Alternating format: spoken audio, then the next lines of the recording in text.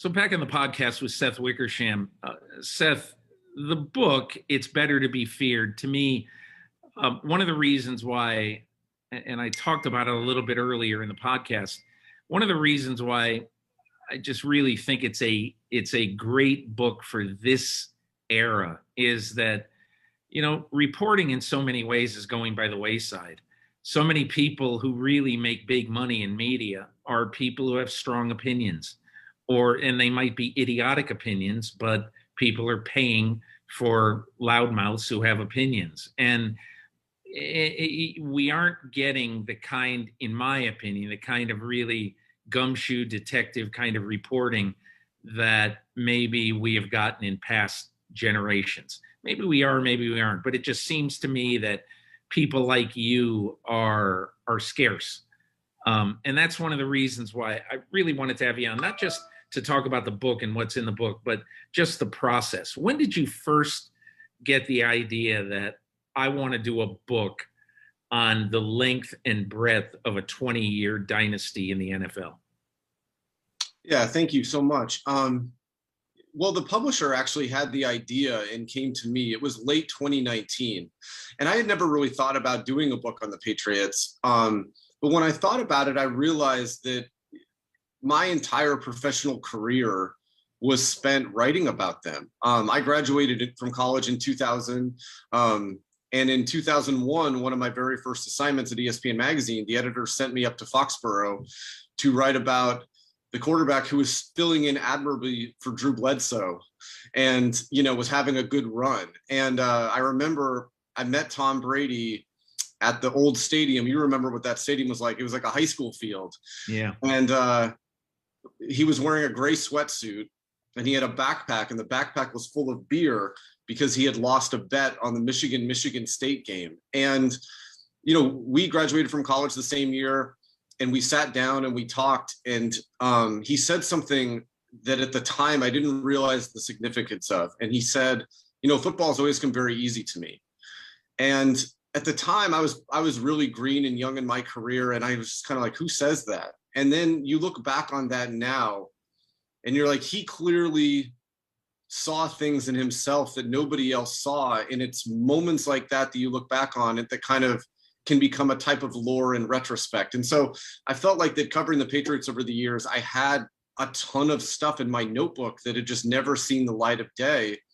And then I felt like that having covered the NFL for 20 years, I had a good network of people that I could call and meet with to try to understand things that I didn't have in my notebook and how dynamics in the building went. And so that's why I thought I could do it.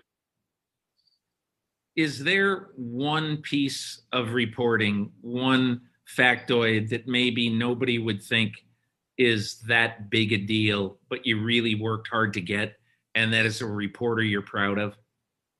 I mean, there's a lot of them. And as you know, in reporting, sometimes the things that you work hard to get are the things that nobody notices oftentimes, but you're proud of them because you see an evolution of yourself, something maybe you wouldn't have gotten a couple years ago.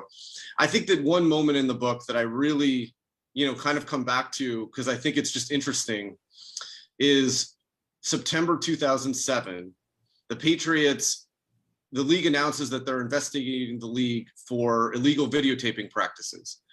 And Roger Goodell is trying to educate himself on 7 years of illegal videotaping practices in a matter of days. And he calls around the league, and all the head coaches and all the GMs he talks to are just burying Bill Belichick. It's the height of piousness. You got to bury this guy. He's a cheater. He's dirty. You've got to punish him. Throw the book at him.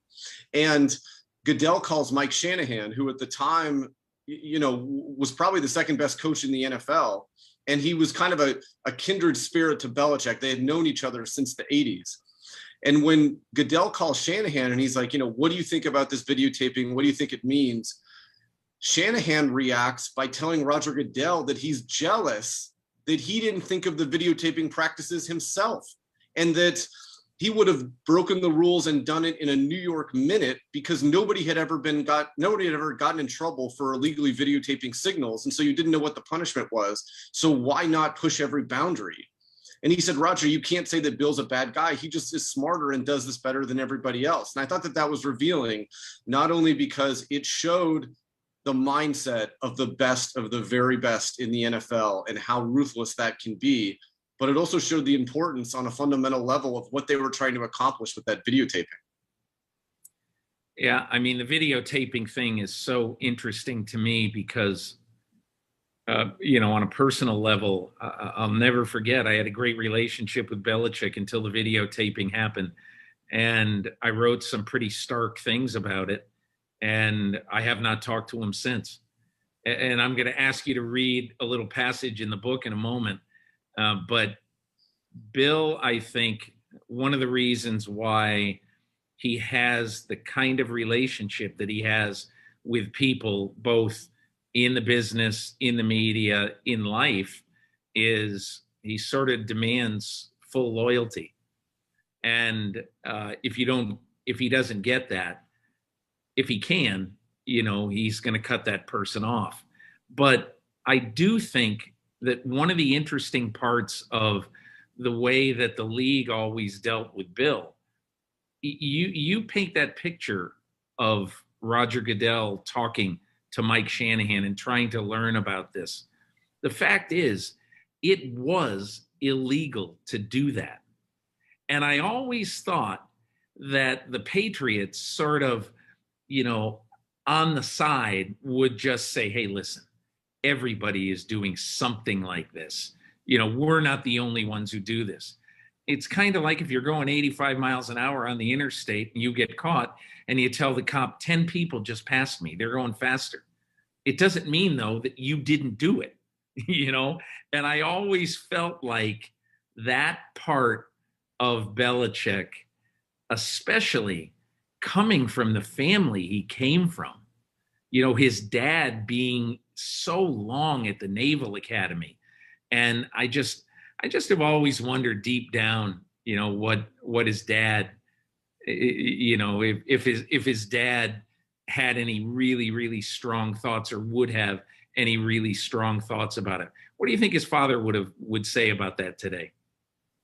I don't know. His father passed away right before that entire thing broke. And, going back to what you said about Belichick in relationships, I think that that's one of the most interesting things because obviously, ESPN ran a news story about the book and it had some of the juicier tidbits. Like, yes, there are swear words in the book and yes, there are arguments, but the book itself is about the requirements of greatness and what the cost of that greatness is. And I think that when you look at what are the costs of Bill Belichick's greatness, I think that a lot of it comes down to a lot of these broken relationships. And there's a passage in the book, I don't, if I can read it, if it's okay with you. Sure, yeah, I'd love you to. It's in 2006, and it's when Eric Mangini leaves to go be the Jets head coach. Remember that Eric Mangini was Bill's boy. I mean, Bill plucked Eric Mangini out of the PR department at the Cleveland Browns. They were both from Wesleyan.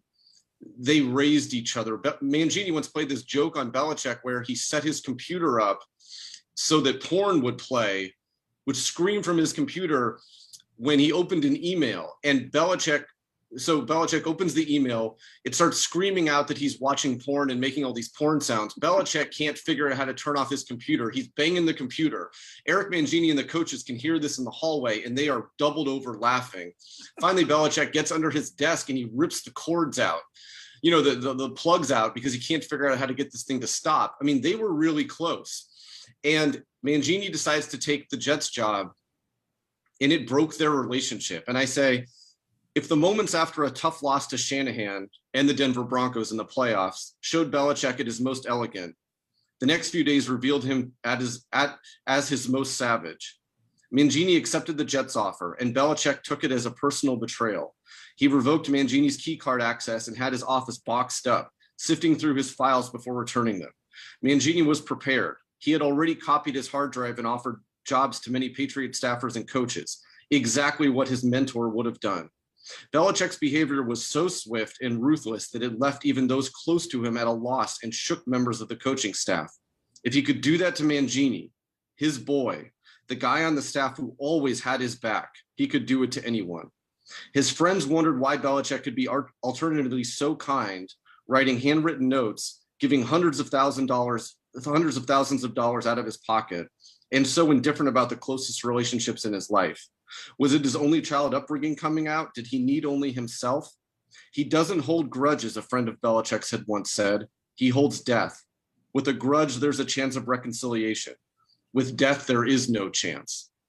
And I think that's a really interesting moment. I mean, yeah, I mean, you did have a good relationship with him. And one of the most interesting things you kind of get at when you research the Patriots is how many stories you wrote over the years that have been kind of forgotten that foreshadowed what was coming. And I think that one of those that sort of struck me was back in 2000, you wrote a piece at Sports Illustrated wondering whether Drew Bledsoe was the long-term answer for the Patriots at quarterback. Nobody was thinking on those terms except for the coaching staff, which had some doubts about Belichick, or had some doubts about Bledsoe. And, you know, you were clearly well plugged in position there. And, you know, yeah, I mean, Belichick cut you out. I got along great with Belichick for a long time. I would have long conversations with him late at night when he was done with work, when he would cooperate with certain stories. Obviously, there was something that happened along the way where he cut me out. These things happen. And to me, it's one of those things that makes his greatness just a little bit sad, because you do wonder, you know, he and Parcells didn't talk for years. And you just wonder, like, you know, why is he like that? And why is it so hard for him to, you know, why does that have to be an essential part of his being? Yeah, you know, I'll never forget that in 2000. I'll never forget reporting on that story. I mean, there's two things I will tell you. Number one, that story was amazing that the outside world thought Drew Bledsoe was going to be the Patriots coach or quarterback for next 12 to 15 years, for as long as he could stand. But inside the building, they weren't thinking that way, because I think they felt like he was too independent. You know, he didn't, if you do a game plan for the entire week and then on Sunday you change a bunch of plays and you don't have a real great reason why, in the eyes of Charlie Weiss and Bill Belichick, they're going to have a problem with that. And similarly, I'll never forget when I did a long story on him in 2004, I said to him, I really would like to see your library. And he said, nah, it's in my house. No. And the last day I was there, he said, hey, follow me in your car. And we went to his house and he showed me his library. And the one scene from there that was so unforgettable that I think about to this day, I said, man, you got The Art of War by Sun Tzu in your library. Why do you have that? And he goes, because he had told me I learned something from every book in this room. And I said, what could you learn from The Art of War? And he goes, not so much. You know, don't go to battle when the ground is muddy. You know, I mean, you know, but you're right. It's just, it's a cost of doing business a lot of times in our business. And that's just the way life goes. So I'm curious about two things, especially the way you break up It's Better to Be Feared, I think is really interesting, because you have the formative years, then you have the middle years, the years of greatness, but also the years kind of those two horrible losses. And then you have the more modern years that I think most people gravitate to naturally because it's what most recently happened. But there's something in the first section that no one has written about, no one has talked about, that personally I find the most interesting thing in the book. And that is Mike Riley, the former assistant coach at USC, who recruited Tom Brady as a high school player. And then Mike Riley, the coach of the San Diego Chargers in 2000, who again was chasing Tom Brady. He didn't get him in as a high school player, but now finally, as the head coach of the San Diego Chargers, he thought he was going to get him. So I want you to tell me the story of Mike Riley, Tom Brady, and the draft pick that never was. Well, Mike Riley has to be the most unlucky human being. he spotted Tom Brady's greatness before anybody else did, and he's talked about it before. Obviously, I talked to him for the book, but he spotted Tom Brady when he was in high school. He was an assistant coach at USC, and he was told by John Robinson that he had to recruit the Bay Area. So he went to Sarah High in San Mateo, where the coach told him the quarterback was worth checking out. And even though people close to Brady saw how special he was, you know, at one point his high school coach told him, like, you're one of a kind. You're going to be playing in 10 years. Even though that was going on, Brady wasn't highly recruited at the beginning. And Mike Riley really gravitated towards him, and he loved him. And he had him down to LA a couple times on recruiting visits. Then finally, John Robinson says we can't offer him a scholarship. And so Brady ends up, he ends up going to Michigan. Years later, they bump into each other at the NFL Combine. Mike Riley is the head coach of the San Diego Chargers. Brady is a prospect dying to be believed, you know, someone who wanted to be believed in. And Mike Riley says, I've missed on you once. I won't miss on you again. He sent one of his assistant coaches to go to Michigan to research Brady, do all the material you can. Bobby Beathard, the head coach the GM of the Chargers, says, we're going to pick a quarterback late. You know, who do you want? And on draft day. Wait a second. You skipped a step. Mm-hmm. The coach he sent to investigate all things Brady at Michigan came back, Mike Johnson, and he came back and he liked Tom Brady more than Mike Riley did. Yeah, Mike Riley liked Tom Brady so much that he sent Mike Johnson there almost to challenge his own bias, right? He was like, I like this guy so much. Yeah, exactly. So just make sure that I'm right here. Finally, draft day comes around. They're in the 6th round. And Bobby Beathard says, who do you want? He says, I want Tom Brady. Beathard says, okay. Mike Riley thinks, finally, I've got him. And then Beathard comes back 20 minutes later and he's like, you know, I like some of these other guys better. We're going to skip him. And, you know, the unwritten rule of being a head coach is the GM gives you your quarterbacks, you know. Especially when you are an offensive coach, a quarterback coach, which Mike Riley was. And then fast forward to today, actually 20 years ago today, October 14th, 2001, Brady is playing against the San Diego Chargers in Foxborough, and the Patriots are down, and Brady rallies them to tie the game, throws his first touchdown pass in the NFL, and then wins it in overtime. And it's like the Shakespearean tragedy of this is just unbelievable that Mike Riley, when Tom Brady ran onto the field and they were down late in the game, Mike Riley knew what he was capable of more than Bill Belichick in a lot of ways.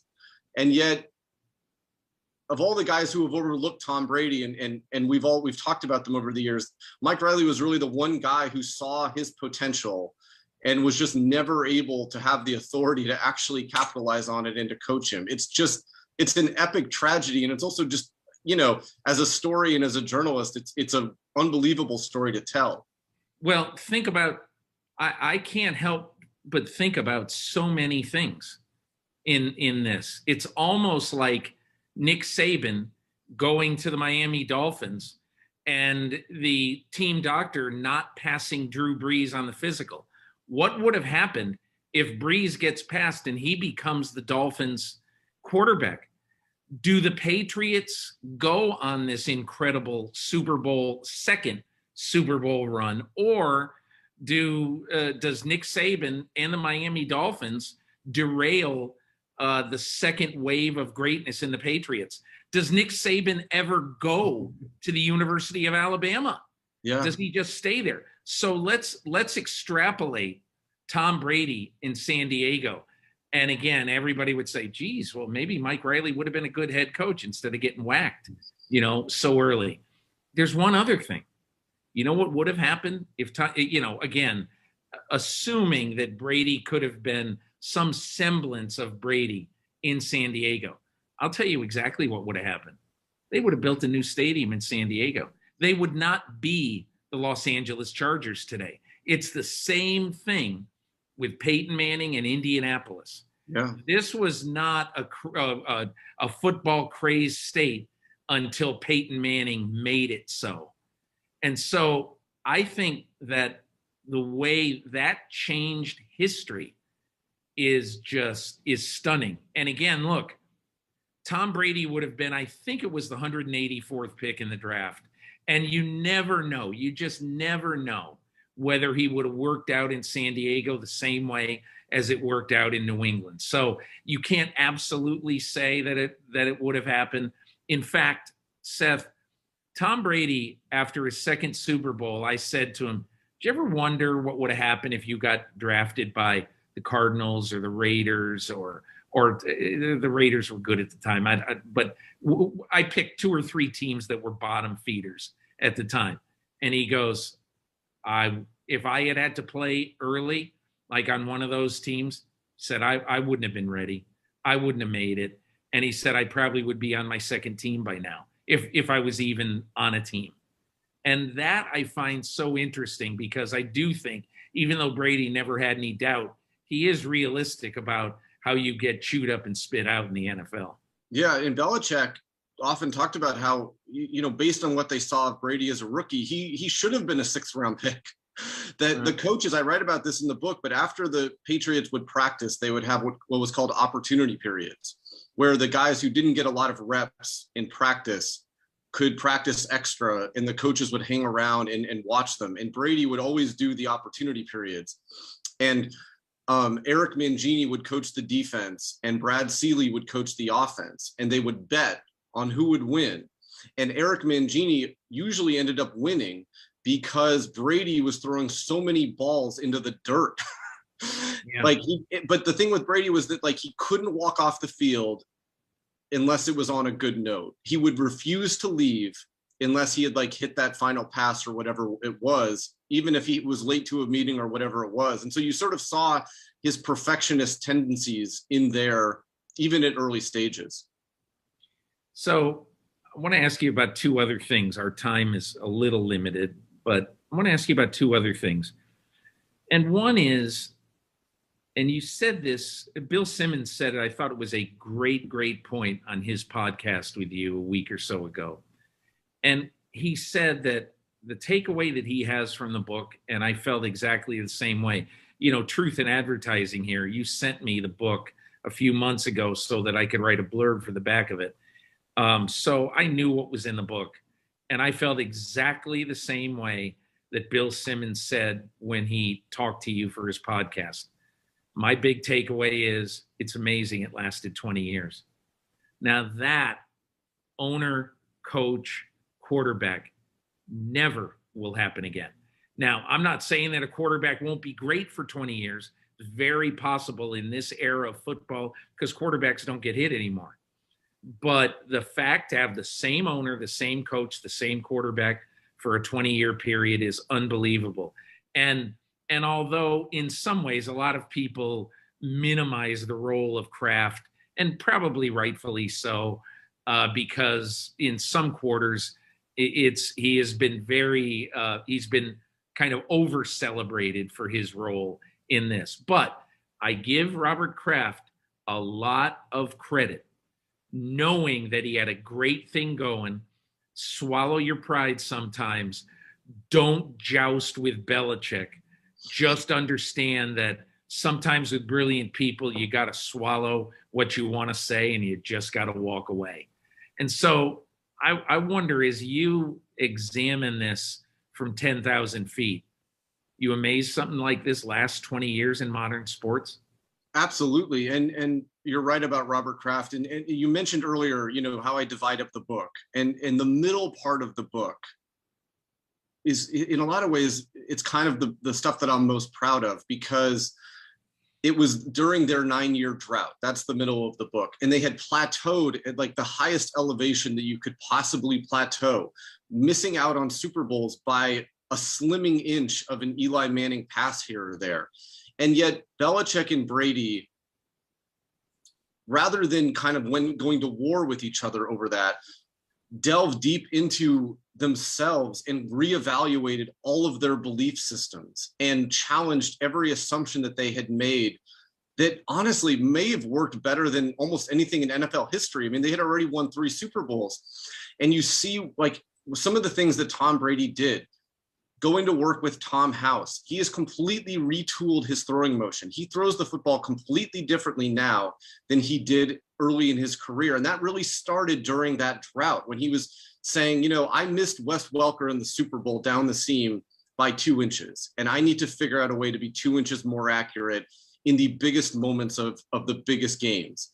The way that Bill Belichick ended up using the Baltimore and the Raven formations in that playoff game against the Ravens that really kind of reignited their dynasty because they were down by 14 against a team that was not scared of them. And Belichick realized he needed to be resourceful and then thought ahead.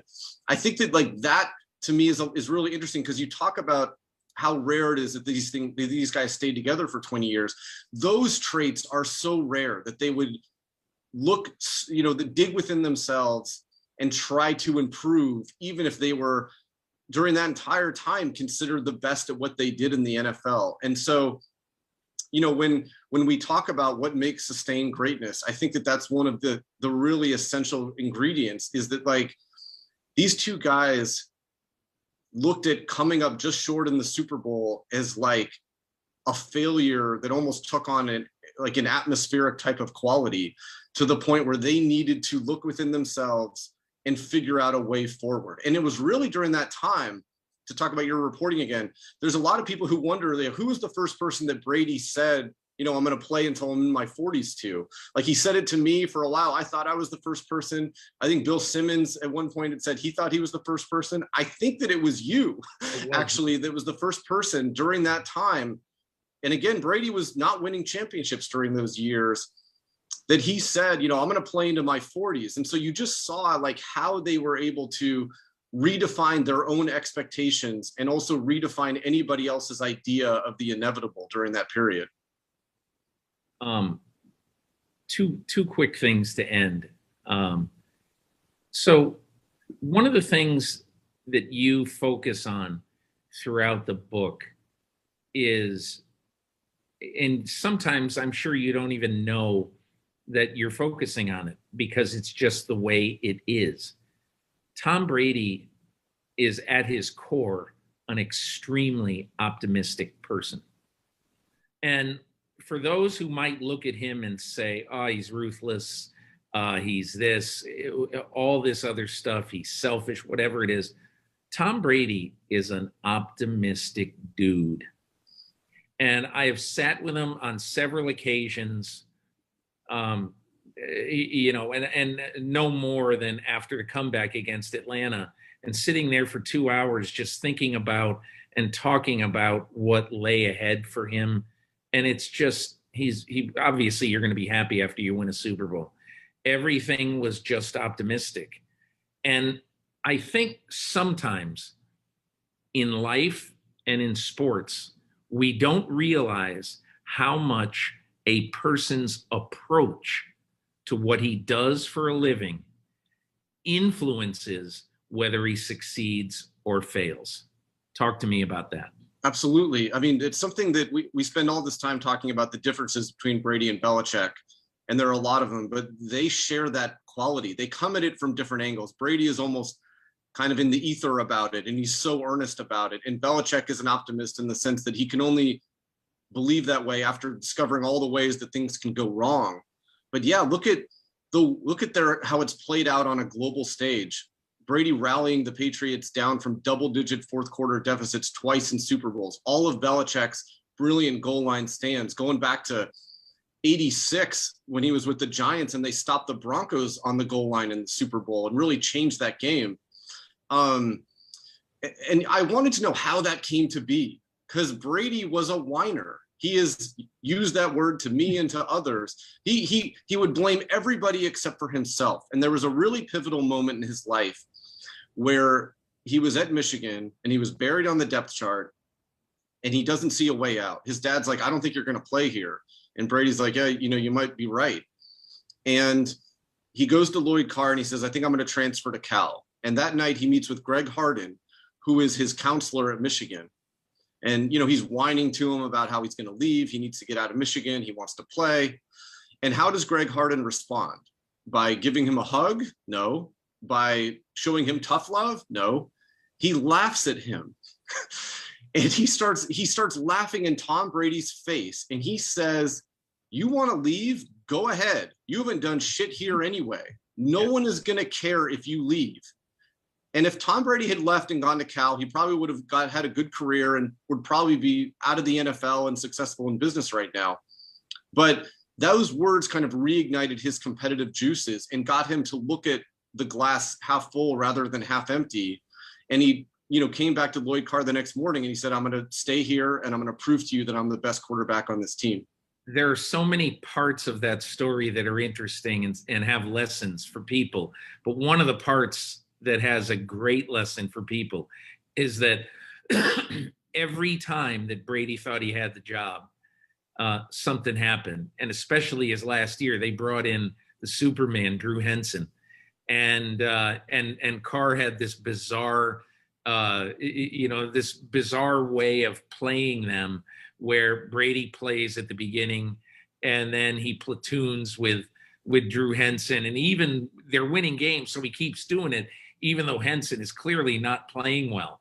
But those are the kind of things he's had to beat his whole life, which I firmly believe that his training at Michigan was a great runway for what happened to him at New England. Well, and people look at Lloyd Carr like, oh, he was a bad coach because he didn't see Tom Brady's greatness. Tom Brady was not fully formed.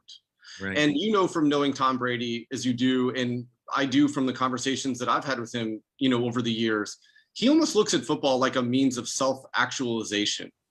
And it makes perfect sense to me, like that last year, the Bucs beat the Chiefs in the Super Bowl and Gisele Bündchen runs onto the field and she hugs him and she says, what more do you have to prove? And Brady figures out a way to change the subject because the Super Bowls for both Brady and Belichick really are almost like a byproduct of a larger compulsion and obsession and deep need that even though we've watched it play out over all of these decades, I still don't think we quite understand just how essential it is to their beings. Each of these guys could have left many times by now, and they just refuse to do so.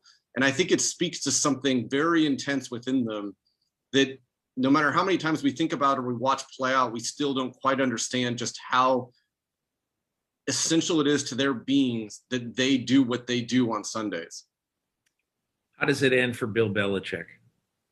I think that when he walks away, he's always said privately that he wants the team to be set up well.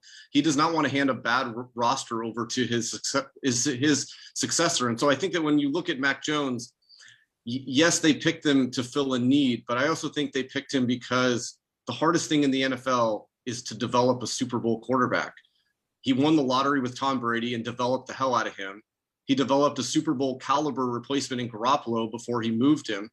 And when you look at Mac Jones, I think that it's kind of a legacy piece. And if Mac Jones, and I think he's played pretty well this year, especially in the fourth quarter of a couple games, we'll see. Bill Belichick's going to be 70 years old in April. He always said, I'm not going to be Marv Levy coaching into my 70s. We'll see what happens. Yeah, my gut feeling is exactly as yours is, that he gives it at least 2 or 3 more years and then hands it off to pick a successor. Josh McDaniels, Steve Belichick, somebody we don't know. That's the other thing. Their coaching staff has really changed, to me, and not for the better.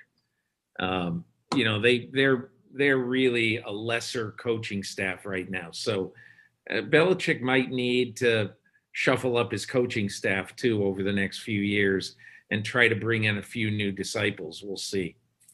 But anyway, look, Seth, thanks so much for taking all this time, for joining me. The book is, I can't emphasize this enough, just from a reporter's standpoint, it's just so well done. So many questions are answered, and you really get a great idea, particularly with Belichick and Brady, of what makes them tick by reading this book. So I congratulate you on it. And I wish you the best with it.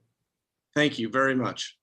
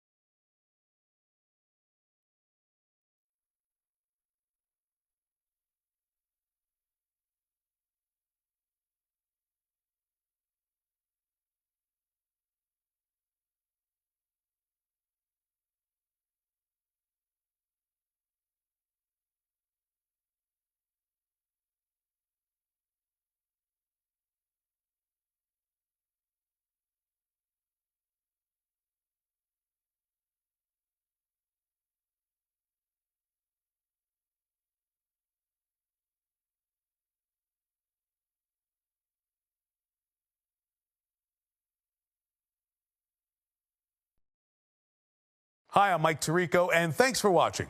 Make sure to hit subscribe for the latest news and highlights from NBC Sports.